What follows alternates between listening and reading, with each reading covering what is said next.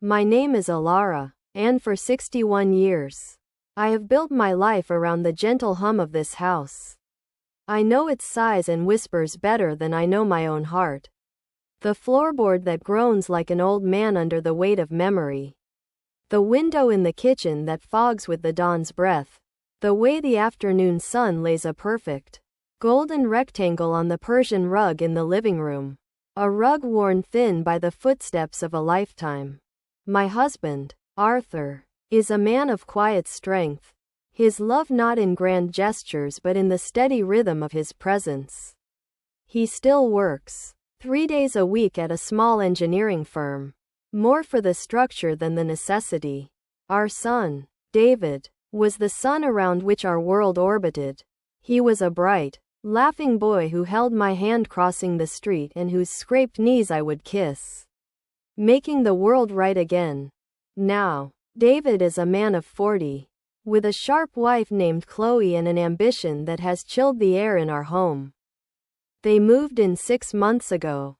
Temporarily, they said. A pipe had burst in their condo. A flood. Terrible damage. They needed a place to stay while it was repaired.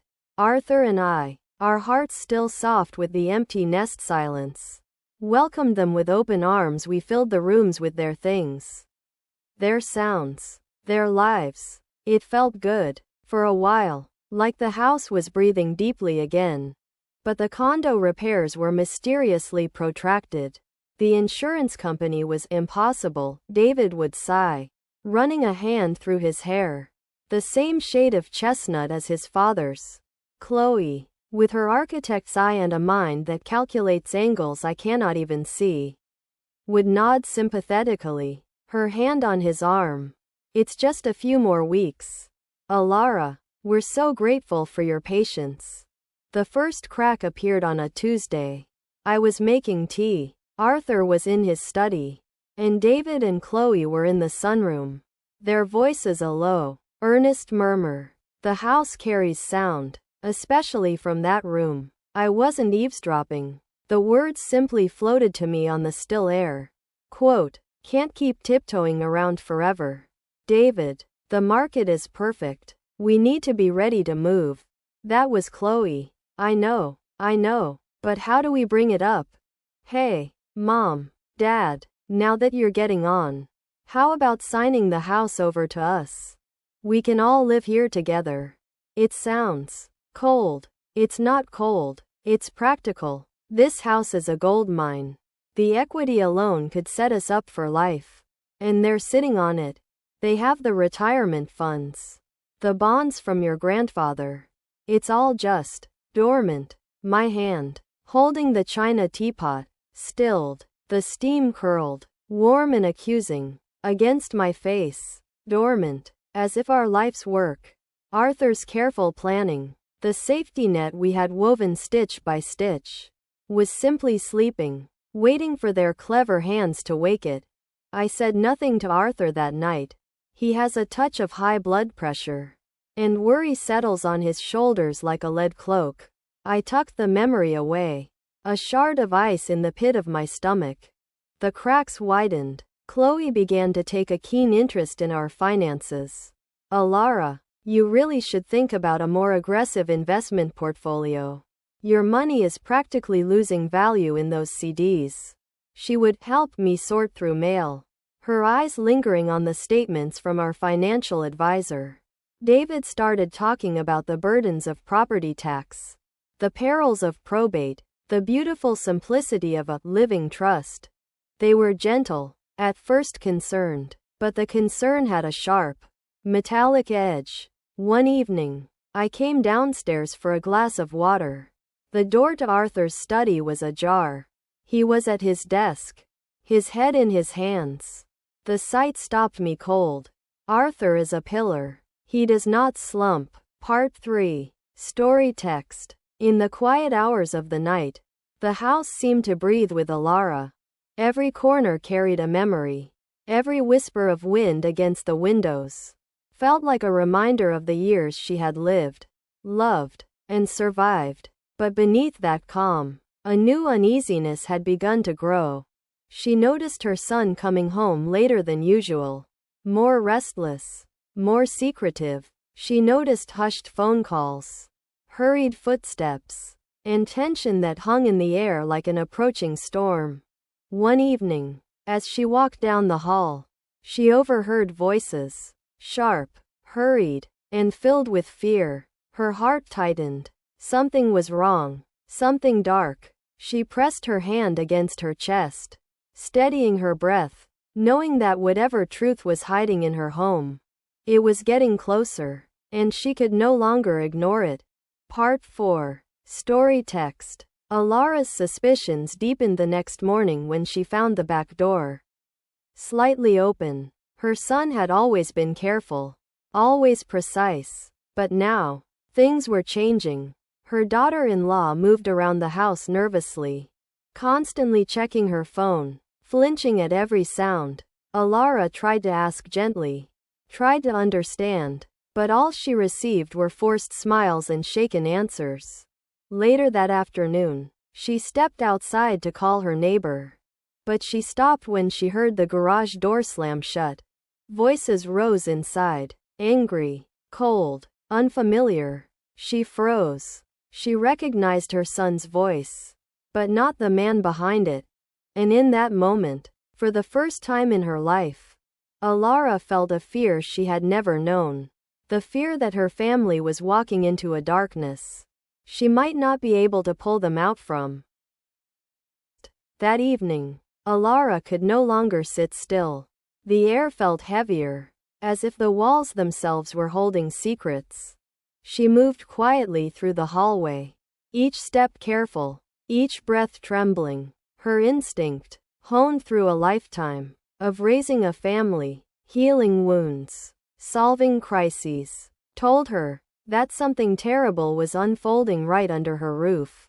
As she passed the living room, she noticed her granddaughter's backpack sitting oddly near the door, half open, stuffed hurriedly. A small sweater hung from the zipper, as if someone had packed in a rush or planned to leave unexpectedly. Her heart dropped. She reached out, touching the tiny sleeve with shaking fingers. Children didn't pack themselves. Someone had prepared this bag. Someone was planning something involving the children. Fear sliced through her. Before she could gather her thoughts, she heard footsteps behind her.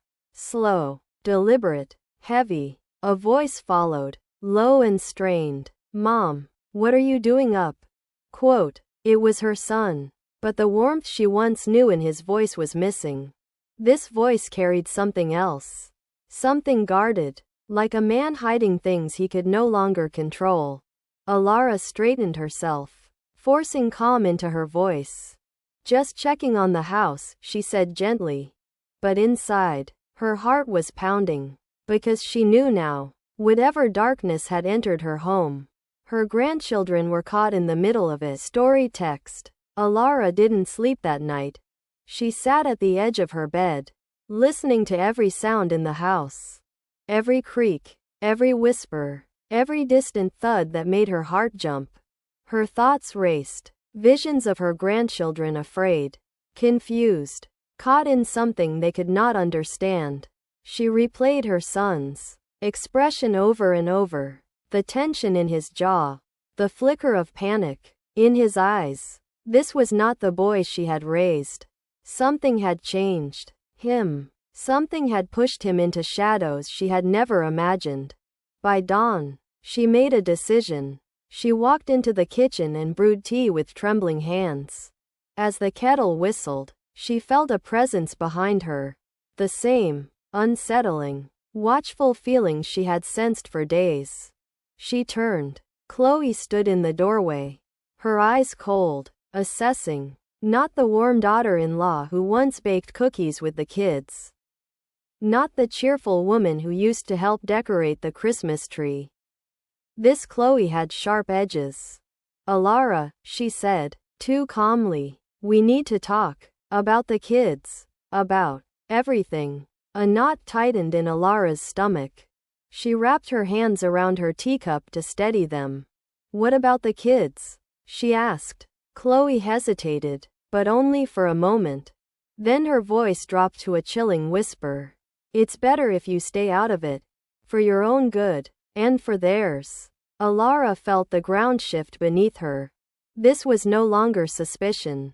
No longer fear. This was a threat. And she knew, with painful clarity, that she could no longer remain silent.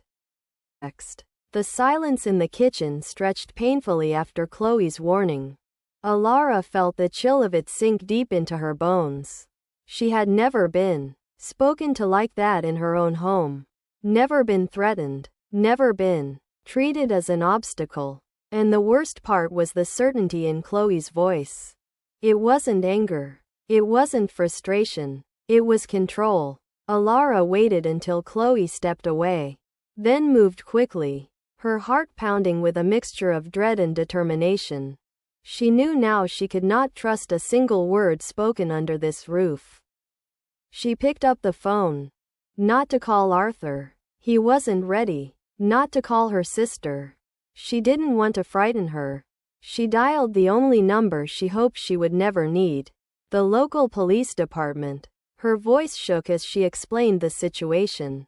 The secret conversations. The financial pressure. The strange behavior. The fear for her grandchildren. She told them she didn't have proof yet. Only instincts. But those instincts had never failed her. The officer on the line listened carefully. When she finished, he spoke softly. Ma'am, what you're describing could be serious. If you believe the children may be in danger, we need to take this step by step. Are you safe right now? Quote. Alara closed her eyes. Safe? She was in her own home, surrounded by people she loved. And yet she had never felt more unsafe in her life. Yes, she whispered. For now. The officer gave her instructions. Quiet, methodical, reassuring. What to watch for, what to document, when to call back, how to protect the children without raising suspicion. When she hung up, her hands were trembling. She looked at the family photos on the wall. Birthdays, holidays, memories of simpler times. And she felt her heart break a little more. Because tonight, she had crossed a line she could never uncross. She had chosen to protect her grandchildren, even if it meant turning against her own child. Alara barely slept that night. Every time she closed her eyes, she saw her son's face. Not the little boy she raised, but the man she had heard in the hallway. The man who spoke in whispers and shadows. At dawn, she made her decision. She waited until Arthur left to run errands. Then quietly stepped into her son's office. She had never intruded before. Never even checked a drawer without asking. But this was different. This was survival. She opened the desk slowly. Papers, receipts, a few notebooks. Then her eyes landed on a small black envelope tucked beneath a folder. Her heart hammered. She slid it out and opened it. Inside were documents, names, transactions, coded lists, signatures she did not recognize. And there, tucked in the back, was a flash drive, small, silver, and cold in her palm. Her breath caught. This was proof. Proof of whatever he was hiding. Proof of what she feared the most. She heard footsteps. A door closing somewhere in the house. Panic surged through her. She slipped the flash drive into her sweater, rearranged everything exactly as she found it, and stepped out of the room, just as her son's shadow appeared at the end of the hall. He looked at her strangely. Mom, what are you doing? Quote. Her throat tightened. She forced a smile, a mother's gentle smile hiding a storm. Just tidying up a bit, she said softly. But inside, her heart was pounding. Because now she had something they didn't know about. Something dangerous. Something that could save her grandchildren. Or destroy her family forever. Alara waited until late evening. After the house had settled into its usual rhythm. The soft hum of appliances. Distant murmurs of David speaking to Chloe behind closed doors. The creak of old beams settling into the night. Only then did she take out the flash drive. Her hands trembled. She plugged it into Arthur's old laptop, the only computer in the house that David never touched because it was too slow for anything important. The screen flickered. A folder popped open. Inside were files. Dozens of them. Alara clicked the first one. It was a document filled with numbers, bank transfers, and coded names. At first she didn't understand. But slowly, as she scrolled, the truth sharpened like a blade. David wasn't just involved in something illegal. He was deep in it. Money laundering, offshore accounts, false housing investments, names of people she had never heard of, amounts that made her breath stop. She covered her mouth, horrified. Her son, her little boy. She opened another file, and another, each one more damning than the last. Then she froze. There was a final folder, labeled simply, Emergency. Her heart pounded as she clicked it open. Inside were messages, screenshots of conversations between David and someone named RK. A man whose tone was sharp, threatening, impatient. RK, you promised the house would be transferred by now. RK, if the assets don't move, your family becomes a liability. RK, we can't wait forever. Do whatever it takes. Alara went cold. Completely cold. This wasn't just greed. This wasn't just ambition. David was in trouble with dangerous people. And he had planned to use their house, their security, to save himself. A noise snapped her back. Footsteps. David's footsteps. Approaching. Slow. Heavy. Coming down the hall. Alara closed the laptop so fast it almost slammed. She pulled the flash drive out and slipped it beneath the hem of her blouse, pressing it flat against her skin. The door creaked open. Mom? David stood there, his silhouette filling the doorway. His voice was unusually calm. Too calm. What are you doing in here? Quote. Her pulse thundered in her ears. She forced a small smile, hoping her voice wouldn't betray her. Just checking emails. Couldn't sleep. David stepped closer. He studied her. Really studied her. Then he smiled, but it didn't reach his eyes. Be careful. Mom, he said quietly. It's late. You shouldn't be wandering around alone. He walked out, closing the door behind him. Alara exhaled shakily. The danger was no longer distant. It was in the house. In the next room. In her own blood. She looked at the flash drive hidden against her heart. Arthur's plan had saved her once. Now, she needed to save herself. The next morning, the house felt heavier, as if it knew everything Alara had discovered. David and Chloe were already in the kitchen, speaking in hushed tones.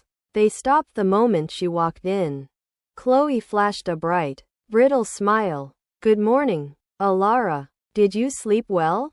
Quote. Alara didn't answer. She couldn't. Her mind was still replaying the files, the threats, the cold, unfamiliar version of her son she had read about in Arthur's documents. David watched her too closely, too intently. She forced herself to move normally, making tea, stirring sugar, even though her hands trembled. Every instinct inside her screamed, "Get out, call someone, run." But Arthur's voice whispered back, "Be calm, watch everything, remember everything." She had survived the first storm. She could survive this one. The moment she stepped out of the kitchen, her phone vibrated. She froze. A message. From an unlisted number. Just 3 words. "I'm coming soon." Her breath caught. Arthur. He was alive. Close. Watching. She pressed a hand over her heart, swallowing the wave of emotion. She couldn't break down. Not now. Not while danger walked the halls. Later that afternoon, David approached her again. Mom, he said, in that strange gentle tone he had been using lately. I need you to sign some papers. Just so things are organized. It'll make everything easier. Alara looked at him. Really looked. This was not her boy who scraped his knees on the driveway. Not the child who used to run to her when he had nightmares. This was a man cornered by his own choices. A man capable of anything. What kind of papers? She asked softly. David hesitated. Then he forced a smile. Just trust me, Mom. But she saw it now. The fear behind his eyes. The desperation tightening his jaw. The tremor in his hands. He needed the house. He needed the assets. And he needed them soon. Before the people he owed came to collect. Before someone got hurt. Before someone disappeared. Alara stepped back from him. Her voice steady despite the fear clawing at her throat. David, I can't sign anything. The mask slipped. For a heartbeat, she saw raw panic. Then anger. Then something even darker. Chloe stepped in. Her voice cool and sharp. Alara, this isn't optional. You don't understand what's at stake. Oh, I do, Alara whispered. More than you think. The room went silent. Chloe's eyes narrowed. David's fists clenched. They knew. They knew she knew. And the air changed. Thick. Dangerous. Electric. Then, suddenly, a loud knock on the front door. 3 heavy, deliberate bangs. David and Chloe stiffened. Their eyes snapped toward the hall. Alara's heart pounded. Another knock. This one even louder. Chloe whispered, Did you tell anyone to come? Quote. David shook his head, pale now. Bang, bang, bang. Alara swallowed hard. A voice called through the door. Mrs. Alara? This is Detective Hayes. We need to speak with you about your husband. Arthur. Arthur must have set something in motion. Something big. David and Chloe exchanged a terrified glance. Alara exhaled. For the first time in days. The truth was here. And the final act was about to begin.